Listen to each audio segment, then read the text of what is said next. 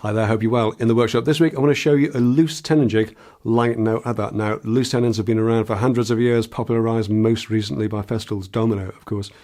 There are probably hundreds of YouTube videos about loose tenon jigs as well, but this one really is different. I haven't seen anything that does what this one can do. It's not just the fact that you can make it quickly and cheaply and easily from bits of birch ply scrap. It's not just the fact that it's made to function with standard commercially available loose tenons dominoes.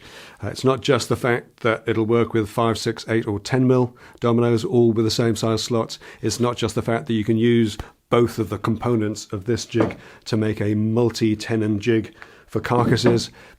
It's the fact that it's the only jig I've ever seen that will cut a narrow mortise on the edge of a board and a wide mortise in the face of a board, and will also handle mid-panel mortises as well, all in the same compact, simple, cheap and easy to make jig. It is a brilliant piece of design. It is not mine, needless to say.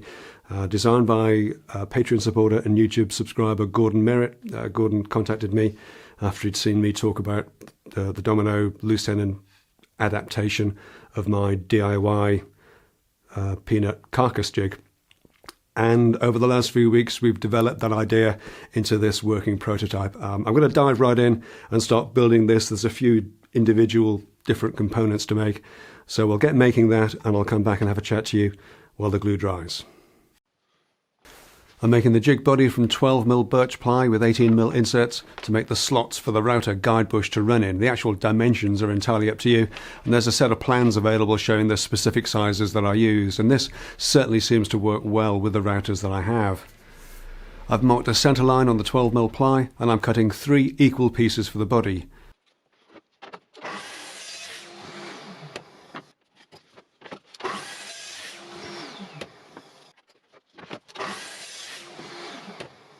And then 2 thin strips, one at the same thickness of the plywood, 12mm in this case, and one slightly wider piece at around 20mm.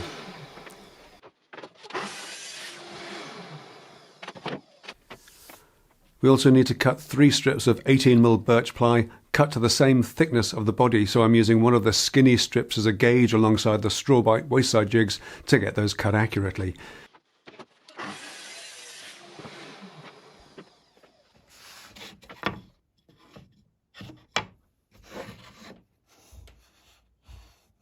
If you're a plunge saw user and you don't have the straw bite waist side jigs, I could really recommend that you take a look at them, as they make narrow, accurate cuts like these an absolute breeze. The 3 18mm strips and the bigger 12mm strip need to be cut in half, and then we can start gluing everything up. The jig body is made in 2 parts, the smaller half with the narrow slot and the larger half with the wider and mid-panel slots. This half is made in 2 sections that are then brought together.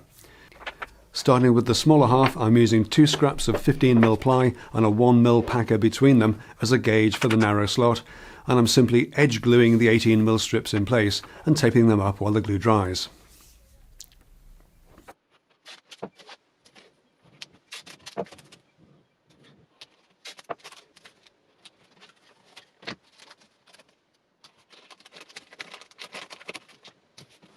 For the larger half and the wider slot, I'm using 2 18mm scraps with a 1mm packer as a gauge against the centre line, and again simply edge gluing on the 18mm strips.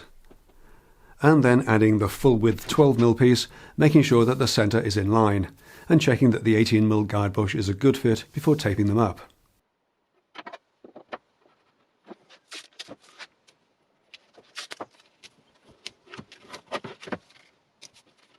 With that put aside, I can glue the strip of 12mm ply onto the remaining body section, and I'm using a 5x30mm domino as the gauge for this.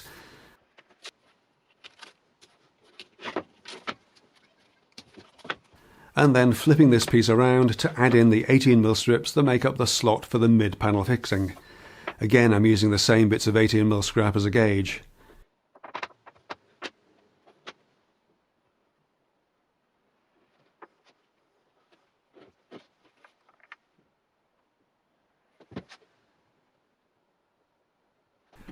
And then we can bring these 2 pieces together to make the larger half of the jig, make sure they're centered, and glue them up.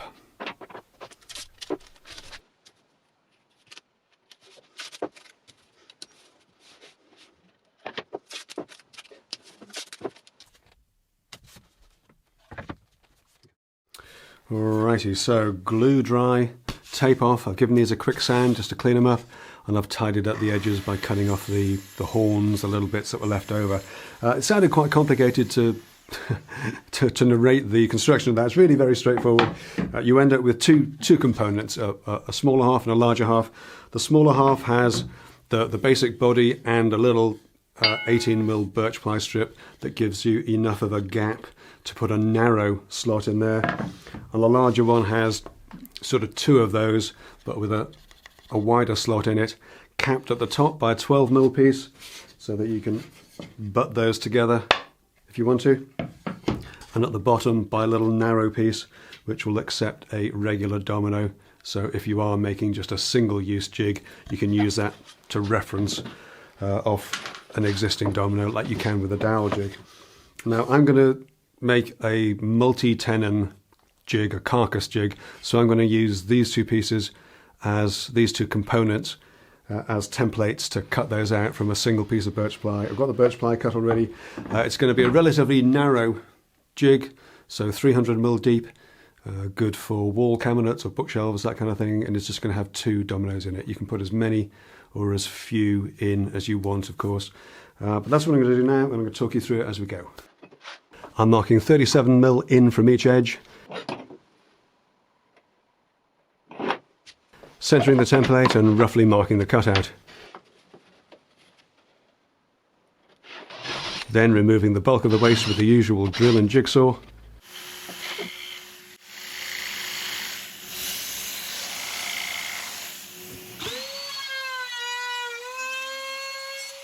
Finishing off with a flush trim bit and a palm router.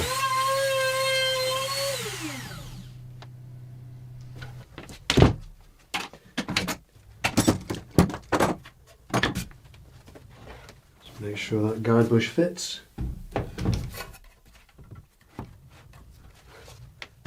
Like it was made for it. So quick as that. 1, 2, 3, 4, 5, 6 little slots cut. Give these a quick sand. Get them glued and pinned together.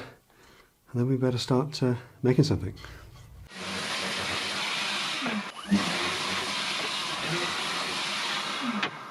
Okay, dokie, so that's two components all sanded up, looking pretty good. This all lines up very nicely.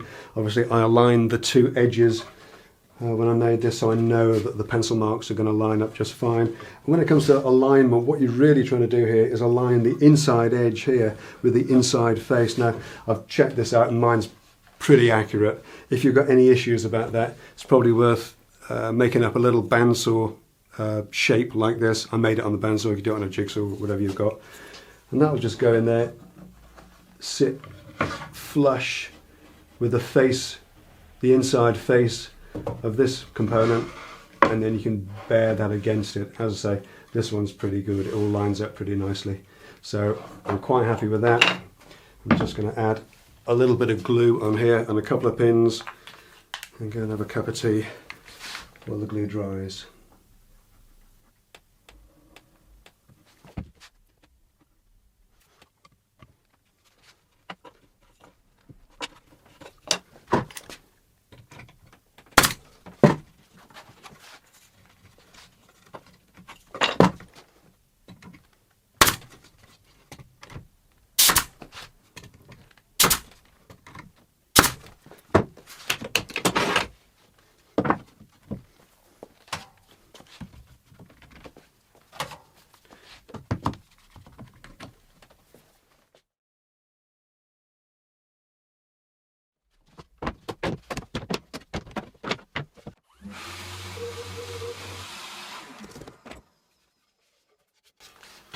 Well, I don't think that's looking too bad at all. I think the next thing we need to do is give it a try. First time out ever, sort of live. Okay, so I've got a regular 1/4 inch router, plunge router. It's got an 18mm guide bush in it, which has been centered with a mandrel, and it's got a spiral upcut bit fitted, 5mm spiral upcut. Very important that you get a spiral upcut, because if you don't, dust collection is a real problem. On the little jig that I made before, I just had a regular bit in it, and the mortises just were full of sawdust. So it makes a huge difference getting a spiral lock cut. So definitely worth having that. Let's just... So that's our carcass. It's a 300mm carcass.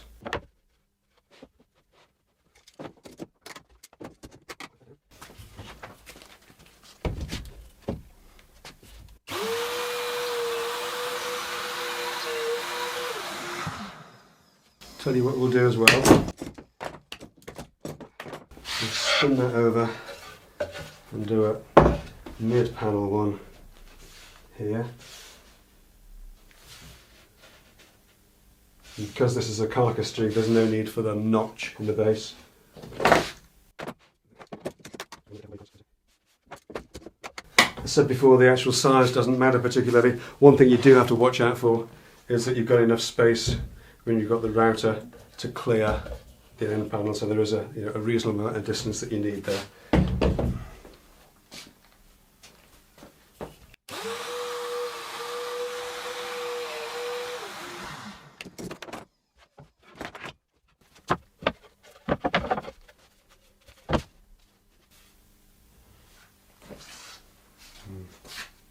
Complicated because I'm only using a short piece.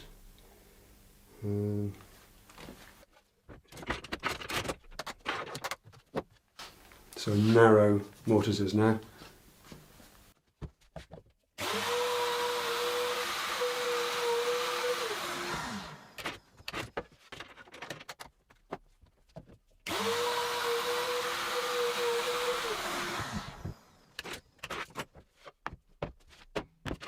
So these are the face references. That goes in nice and snug.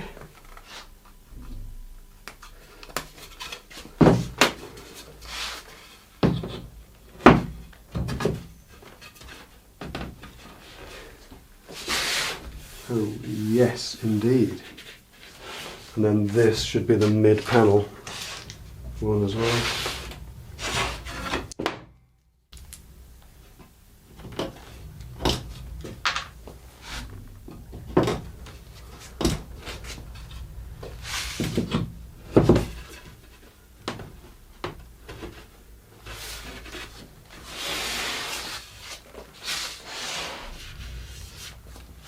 Wow.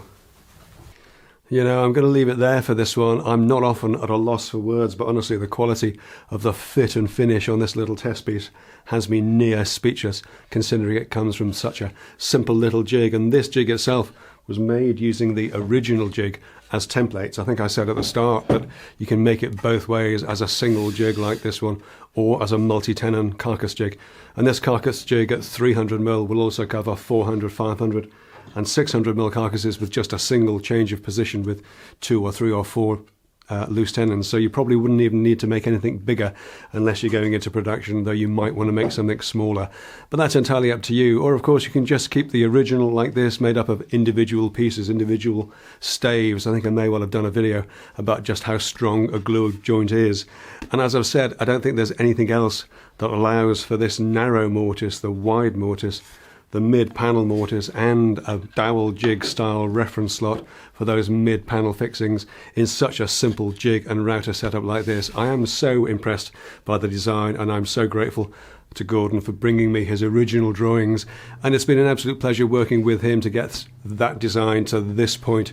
We will have plans available for this, and if you pick up those plans you might also find that the dimensions of this reference slot also doubles as a depth gauge for the 5x30mm dominoes, an idea I have shamelessly borrowed from the Peanut 2 mini jig. At the risk of stating the obvious though, of course this jig is made specifically for 18mm material. You can use it on 12mm, but you'll need to pack out the inside face by 3mm, and if you want to use it on thicker stock and keep the mortise centered, then you need to make it by changing these 18mm strips for strips of whatever thickness you're using, whether that's 22mm, 25mm or whatever, and also use an appropriate guide bush for your router. There are many things you can do with this, of course. This is just a starting point.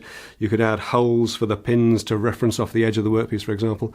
And we are toying with the idea of making this jig available as a flat-packed, CNC'd self-assembly jig. So let me know down in the comments below if you'd be interested in that. It would be good to get a broad idea of numbers. But I'm going to leave it there for this one. It's been a bit of a long one. And while my member credits roll, I'm just going to use this jig to make a full carcass. Thanks so much for taking a look. Thanks again to Gordon and to all my Patreon supporters and YouTube members. I'll see you in the next one.